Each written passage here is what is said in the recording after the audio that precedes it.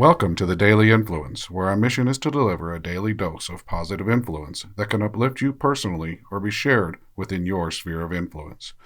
While not every episode may directly apply to your unique circumstances, we strive to provide insights and inspiration relevant to most people's daily, weekly, and monthly lives.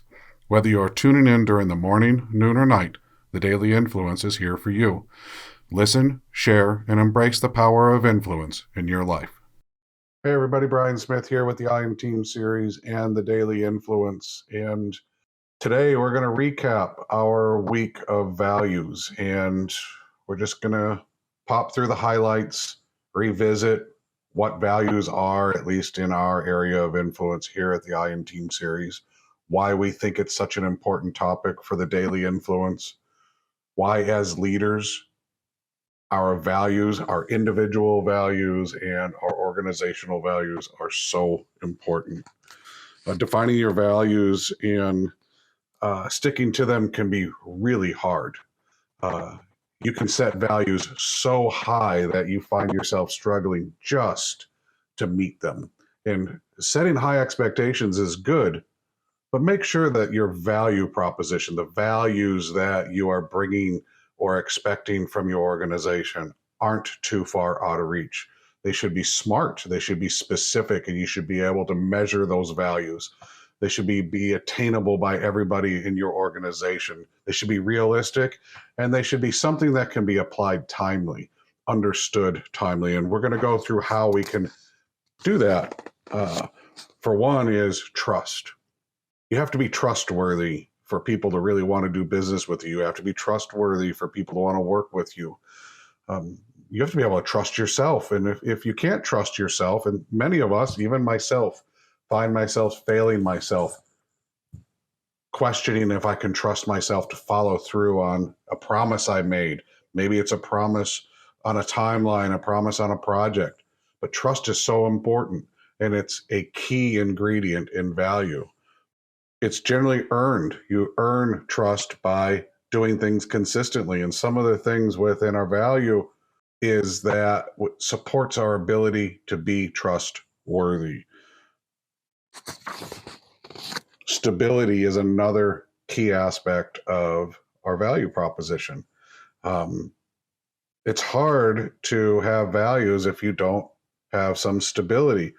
Values are kind of built on stability. And how do we get stability into our value? How do we build stability into it? And we can do that through some structure. But the real key is understanding what our teams need, understanding what our area of influence needs to be their best self. Then we can position our structure, we can position ourselves so that we can provide stability for them. We can provide that they can be consistent, provide and be stable in their feelings. They can feel like their needs are being met. And humans need that. Humans need to feel fulfilled.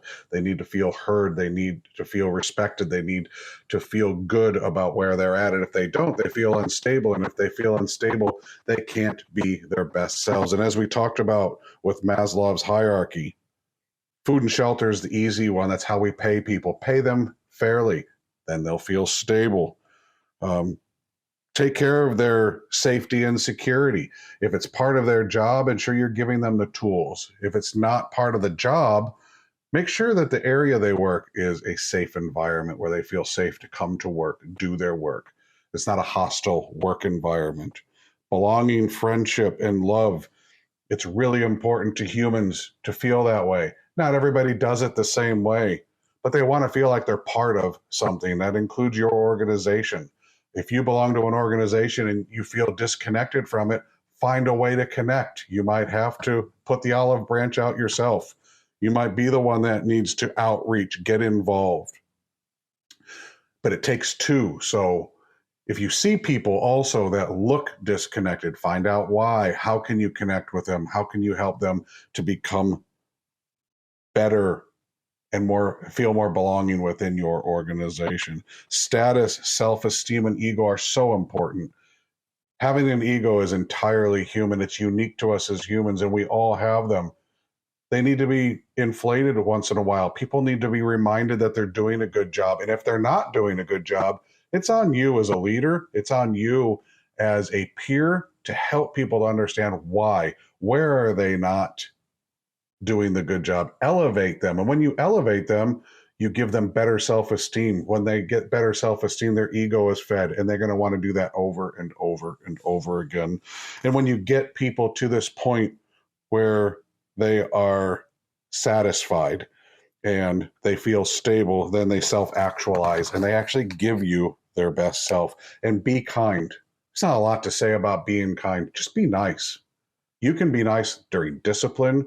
You can be nice during policy issues, during chaos. Having respect with somebody means being nice to them. Be kind. Kindness goes a long way. You can put kindness into anything. And the way to support that is with structure. If you have structure, without structure, there are no values. But if you have structure, you can discipline with structure. That can include kindness. You can do just about anything in your organization if you have structure and do it with kindness. You can also delegate better because people know what to expect. That creates the stability.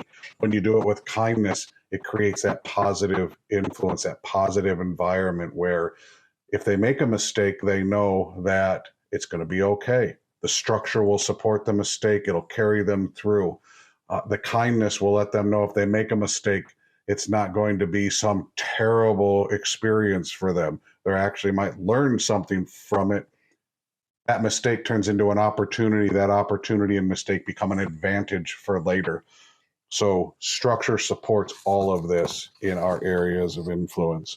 And when we put all of this together, we get respect. And when we do it consistently, that respect is elevated. And when our values include all of these things, then we have an environment where values are foundational. They're supported foundationally through the structure, through the kindness, through the stability, through the individuals within our organization. And when we do that, we can respect everybody in our organization. We can respect the organization. Our customers will respect us, our vendors will, and vice versa. It's really important that we begin to grasp how important and how much responsibility we have for our individual influence, and how having positive influence, using some of these tools that we've talked about, can elevate your influence and make your influence more powerful within your specific area of influence, whatever that might be. Use these tips and tricks that we've talked about. Use these ways that we have over and over for over 27 years to help our clients be their best self, be their best individuals, be their best companies. Use them to elevate yourself. Use them to elevate those in your area of influence. Use them to elevate your company, your department, your families, your children.